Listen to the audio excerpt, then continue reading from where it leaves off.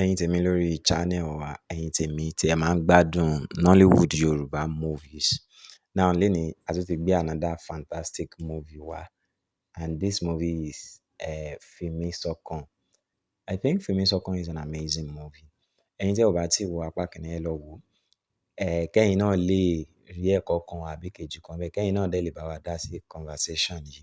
Tó bá jẹ́ ìgbà àkọ́kọ́ rèé tí ẹ̀yin máa wá sórí channel yìí, a máa ń sọ̀rọ̀ nípa movies, a máa ń sọ̀rọ̀ nípa ọgbọ́n tó wà ńbẹ̀ àti performance àwọn actors tí ó wà nínú each movie. A kì í mú anyhow movie wá, àwọn movies tó bá dùn tí a bá lè rọ́gbọ́n kọ́ ńbẹ̀, òun la máa mú wá. So, fún ẹ̀yin tí ẹ ti wà lórí channel wa tipẹ́ àbí tí ẹ ti wo apá kìíní sinimá yìí, tẹ́ ẹ̀ ń dúró de apá kejì, ẹ jẹ́ ká sọ̀rọ̀ lórí apá kìíní tí ẹ ti wò, ká lè wo kí ni àwọn nǹkan tó ṣeé ṣe kó wà nínú apá kejì.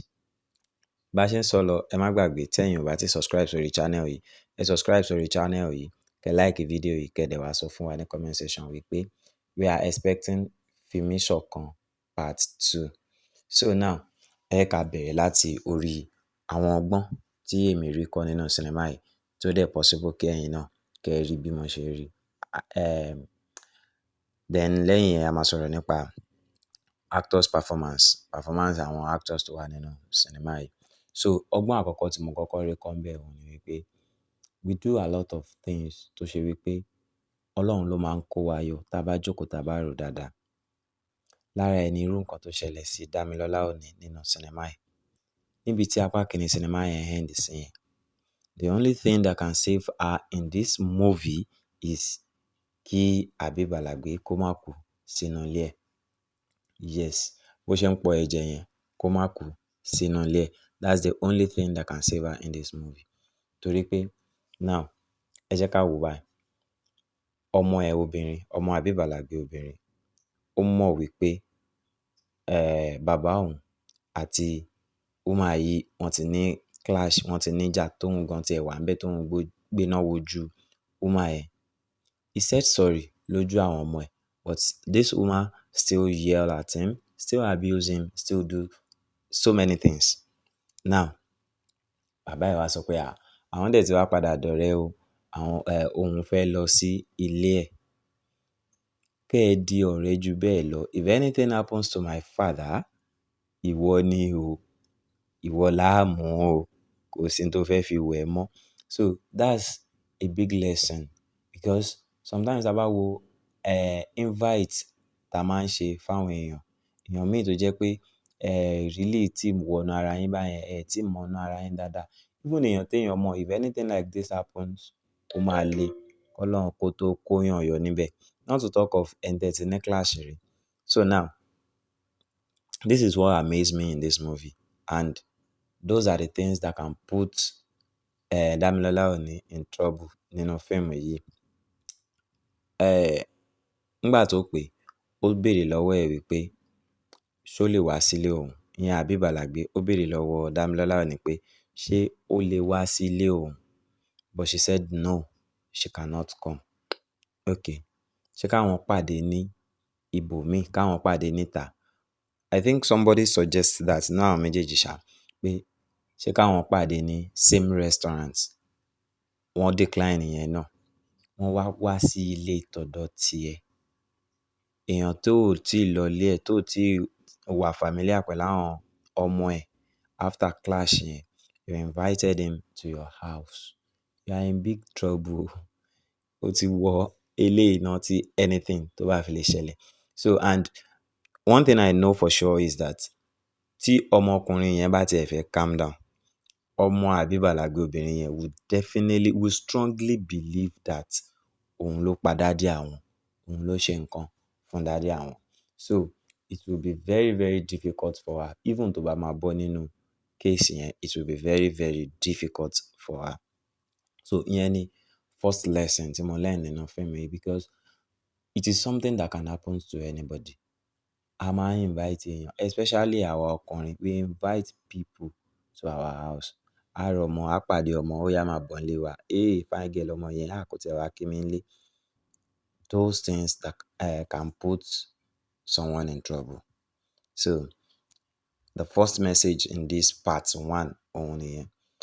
Another thing is wọ́n jẹ́ kó yé wa pé arẹ́májà kan ò sí, ajàmáparí kan náà ò dẹ̀ sí. With the way they met the first time, kò yẹ kí ọ̀rọ̀ àwọn méjèèjì kó ṣe kíni, kó lọ smoothly báyẹn.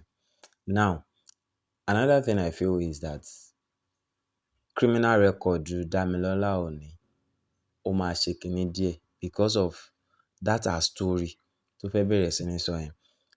She mentioned that rape is one of rape jẹ́ ìkan lára kí lorúkọ nǹkan tó kéré jù tó ṣẹlẹ̀ sóhun. Yes, pé lára nǹkan tó ṣẹlẹ̀ sóhun, rape jẹ́ nǹkan kékeré nínú ẹ̀, which means she has experienced a lot, and experiencing a lot might be involving in some criminal activities.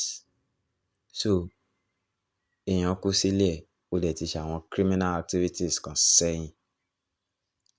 The person's daughter is still against you pé ìwọ ló mọ̀ nípa ẹ̀ṣẹ̀, mi ò lè gbà, because definitely the girl will not accept. Even gbà tí bàbá ẹ̀ ń dágbére fún pé òun lọ sọ́dọ̀ ẹ̀ gan, you can see from her reaction pé kò fara mọ́. So if anything go wrong, Damilola ò ní máa wà in trouble nínú sinimá yìí. That is those are the lessons I learned in this movie. And yes, another lesson fún èyí tó jẹ́ ọkùnrin, òun ni wípé gbogbo ìgbà kọ́ ni onígbà ń gùn. Kì í ṣe gbogbo obìnrin lèèyàn máa ń sọ pé okay, I want to be friend with this one, I want to have something doing with this one. Ó padà kó ń tiẹ̀ wájú. So it is a lesson, because tó bá ti ń ṣe eléyìí tó ti ń ṣe eléyìí, wàá padà bọ́ sọ́wọ́ ẹni tí ò yẹ kó bọ́ sí, wàá padà rìnrìn tí ò yẹ kó rìn.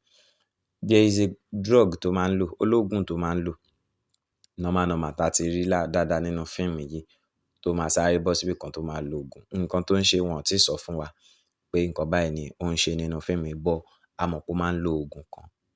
Now, òògùn tó máa ń lò yìí, why tó ṣe ń lò, and why tí ò ṣe lò lọ́jọ́ tí ó ń lọ sọ́dọ̀ what's it called, Damilola Oni. Pé tí ò ṣe lò, why tí ò ṣe rántí mú, why tí ò ṣe rántí lò. Those are the questions táwọn ọlọ́pàá lè possibly béèrè. Ṣé ń get? But before that, nǹkan àti ẹ̀ ti kọ́kọ́ bàjẹ́ náà, nǹkan àti ẹ̀ ti kọ́kọ́ ṣe Damilola náà, because ilé ẹ̀ ló kú sí, and àwọn ọmọ ẹ̀ wọ́n mọ̀ pé wọ́n sí in good term. So definitely it's a big case for her if that actually happens. So nǹkan tí mo rí láwọn ẹ̀kọ́ tó wà níbẹ̀ nìyẹn. Yes, ẹ̀kọ́ tí mò ń sọ lọ fún ọkùnrin, ó ti ń bá oríṣiríṣi obìnrin lò, to the extent you are asking for your daughter's friend to be your girlfriend. Ó wrong, but let's see how it goes. Kí ni àwọn nǹkan tí ẹ̀yin retí nínú apá kejì sinimá yìí? Kí ni àwọn nǹkan tí ẹ feel pé yóò ṣẹlẹ̀ nínú apá kejì sinimá yìí? Ẹ sọ fún wa ní comment section. Actor wo ni ò tíì sí nínú apá kìíní tẹ́yin feel pé tó bá wà nínú apá kejì yóò ṣe dáadáa? So in this movie now, the people that acted in this movie, they played their role so well. Bẹ̀rẹ̀ látorí Habib Alagbe fúnra rẹ̀. He's a fantastic actor, and we all know that he's a fantastic actor. One thing I notice about him is that he wears native so much. Probably there is a brand tí wọ́n ń polówó, àbí he just naturally likes it. So he wear native so much, and yes, ó máa make sense lára wọn, ó máa fit wọn. Especially in this movie, I don't think there is a place. Bí àtòrí wọ́n play role bàbá fún àwọn ọmọ yẹn, he wears a lot of natives. That makes sense lára wọn. He's an handsome man. So he played the role so well. He played it fantastically well. Mo like àwọn tí wọ́n fi ṣe ọmọ wọn yẹn náà. They are not known, but they acted their role so well too. Wọ́n ṣe role wọn dáadáa. They really like the vibes àwọn méjèèjì. That's just the sibling vibes. Bó ṣe máa ń bá ara wọn ṣe náà nìyẹn. Jà lọ́tùn jà lósì lórí àwọn nǹkan tí ò ní ìtumọ̀. They will just be stressing their daddy. So mo like role táwọn méjèèjì náà play. Mo like bó ṣe play role wọn. Àti eléyìí tó jẹ́ ẹ̀gbọ́n àti eléyìí tó jẹ́ àbúrò. Mo like bí àwọn méjèèjì bí wọ́n ṣe ṣe role wọn. So yeah, we cannot ignore Damilola Ooni's character in this movie. Character Damilola Ooni is such an amazing character. I don't think she usually play roles like this. Ó máa ń ṣe role ìyá, beautiful girl, slay queen and all. But this particular slay queen is a touch of ọgbà. So òun náà máa ní skoin díẹ̀ lórí nínú sinimá yìí. So and I would love to see her in that character. Even though àti mọ̀ bí ó ti kó sí problem báyìí. So I like her role in this movie too. Ó play role ẹ̀ dáadáa. Very, very well.